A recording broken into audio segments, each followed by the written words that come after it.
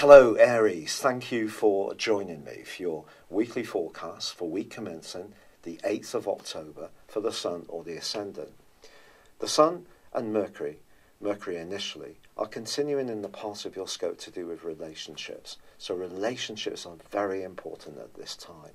And on Tuesday we have a new moon. Now new moon relationships, the 7th house, is an opportunity to increase harmony, to improve understanding, to clarify what we want from relationships, also what we're prepared to give, but also what other people expect from us. And because mighty Pluto is squaring up with this new moon and with the Sun for the rest of this week, if there are any politics around your relationships, whether it's in a professional context or a personal tie, they are going to manifest themselves this week. Also, your ruler, Mars, which is in the free-spirited Aquarius, continues to clash with the reversing retrograde Venus, which is in a very deep and passionate part of your scope, the 8th house. If your idealism or your need to be a free spirit is being crowded by someone's possessiveness, that too can be an issue. And Mercury also moves into Scorpio this week, midweek, on Wednesday. And this is going to help you because it's going to help you to understand what people mean rather than what they say. Mercury also then goes on to forge a penetrating angle to Saturn, which on the face of it sounds a bit unsexy, but actually it's a very grounding influence. You can understand the politics. It will help you to understand the politics of a situation that you face. But relationships are at the centre of your focus this week, and it can be a time of positive development. But with Neptune also feeding to the new moon, if there are any sort of slight worries or anxieties drifting around in the back of your subconscious, you may need to meet them full on, and that comes from the power of Pluto, which is all about change, but it's all in the 10th house of Capricorn, also about control, and that is the central theme of this week. I'd love it if you would like or comment on this video. If you've yet to do so, please do subscribe to this channel. Thank you. Hello Aries, thank you for joining me for your monthly forecast for October for the Sun or the Ascendant. I'm really grateful for all the lovely, kind suggestions to take on the rheumatoid arthritis that I'm working with at the moment, and I have adopted quite a few with some promising results. But this month begins with a big emphasis on your sector of relating. Now you're someone who initiates. If you spend all your time worrying too much about what other people felt, you'd never get things going because you're a cardinal sign, you're a doer, and you're very much involved in making things happen. But of course we can all learn, and the lessons and the journey of this month is to some degree about tuning in to how other people are feeling, perhaps coming to a greater understanding of what you need around your relationships, but also what you're prepared to give, but also what other people want from you. And that's where the more cooperative, harmonising energies of Libra come in. But of course, there is big news this month because the ruler of Libra, which is Venus, is going to be slamming on the brakes and going into a retrograde on the 5th, which will go on to the end of this month in the sign of Scorpio. Now, Venus in Scorpio is very passionate. It's very intense. It can be very much about loot. So if you're someone who's rather entrepreneurial or trying to marshal your resources, then maybe there is something that will need rethinking at some level this month.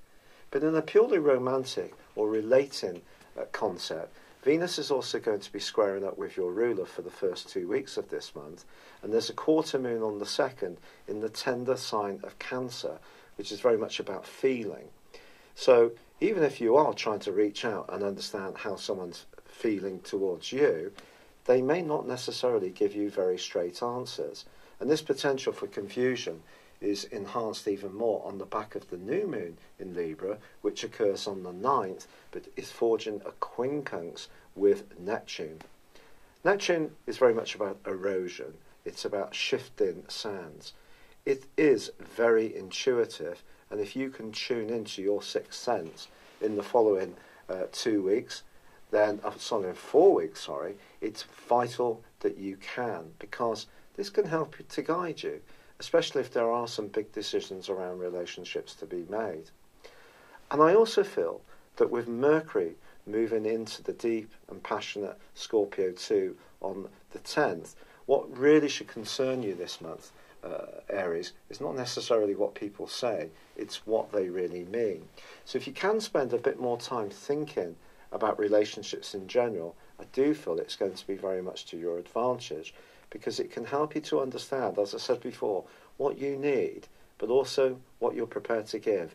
That's an equation that sometimes we perhaps don't always strike, especially when we think of the other person's needs and viewpoints too. Sometimes we just think about what we need. It's just a natural human way of being. So you are asked to look beyond your immediate needs and to try to keep the lines of communication open. But I do think there can be some intensity pitching up. But one thing I can say, which is great news, is that the Uranus-Mars square, which has dominated pretty well since the second week of May this year, well, that has come to a close. In fact, your ruler is really speeding up this month, and the fabulous news for you is that in the last 10 days, Mars forges a sensational angle with Pluto. If you can join together your resources or network or develop collaborative events or projects, that period of time, the last third of this month, could be very powerful and see you take some giant step forward. However, it is true to say that Uranus, the planet of surprises, of independence, of rebellion, is still nestled just right at the start of Taurus, which for you is about resources, and it is forging a T-square with the nodal axis between the North Node, which is like a mini Jupiterian influence, your point of destiny in your sister fire sign of Aquarius, and the South Node, which is in Leo, and your South Node, which is in Aquarius. This T-square is inherently a little bit unstable, I feel, because what you're being asked to do with the North Node is to balance your aspirations as an individual against what's required in a more collective sense, against what really works for you in terms of more impulsive energies around your values or even around your spending decisions. But the plot thickens, because once the Sun moves on the 23rd into the sign of Scorpio, then that too is going to feed into this T-square, and we have a grand fixed cross. That's then going to be joined in a couple of days later by the reverse in Venus. So there is the potential because Venus is going to wind all the way back right to the very first degree of Scorpio, before then, next month, November, continuing its retrograde in the sign of Libra. So it's inversing quite significantly. So I think when we get to this last 10 days of the month, some very powerful energies are certainly possible. And also the first 2 weeks of this month, with Venus in a square to Mars, it's not necessarily going to be easy peasy when it comes to balancing our individual desires with that collective acceptance, or what works for everybody. For example, if you're involved in a group of people where there tends to be some possessiveness or jealousy or underlying politics, that really could be quite troublesome. But what Uranus is doing for you is making you a little bit more impulsive, I feel, once you enter that last 10 days of the month. So if there is someone you really like, even if there is politics around it, and they're not necessarily telling you exactly what they want, which is one of your goals this month, I feel, you may still decide to be a little bit more daring in your approach, because there's part of you that needs to go through some kind of transformation. That's how the Sun is going to work out this month. You're going to want to have some kind of test, which is very, very exciting and thrilling, potentially, but also it can cause some issues. Certainly around a long-standing relationship, where perhaps there's an alteration in your values or the values of someone you've been involved in that's perhaps been evolving bit by bit for some while. And as much as Mars in Aquarius may make you a lot more optimistic at times this month, certainly the second half of the month. I do feel that balancing your individual needs against what works at a more committed and devoted level, that's really going to be the challenge. But the ironic thing is that Mercury then arrives in the sign of Sagittarius on Halloween, on the 31st. Now, Mercury in Sagittarius is actually in detriment because it's the ruler, the guide planet of Gemini and also of Virgo, so one squares, one opposes. But I always feel that Mercury in Sagittarius really can be a force for good, because Mercury is very much about knowledge and Sagittarius is about expansion, philosophy, information, history. So the two can sort of work quite well together. So that can make for some interesting trick and treating if that's what you're into. But I certainly feel that all the talking and the discussing that goes on this month really boils down to, what do people really mean? What is their base motivations? And some of those more primal human instincts around lust, money, domination, these kind of things, well, perhaps they are going to feature, perhaps to you personally, perhaps to someone you experience. The great news, however, is that from the 20th to the 25th, Mercury forges a sensational angle with Pluto. So if you need to balance your instinctive energies with a more penetrative understanding of things by thinking things through, talking to someone with great wisdom who's experienced in life, and really trying to understand some of the dilemmas or opportunities that you may have, I think that would be a very valuable thing to do and something that you shouldn't discount. But that does bring us to the full moon of the 26th, and this is really powerful because this is going to be sitting on top of Uranus and therefore coming into play in terms of that grand fixed cross. Something that you might want to change, someone could resist changing, or it could be someone wants to change something that you're happy to retain the status quo around. And it could come as a bit of a surprise, or it may be something that's been evolving for some while.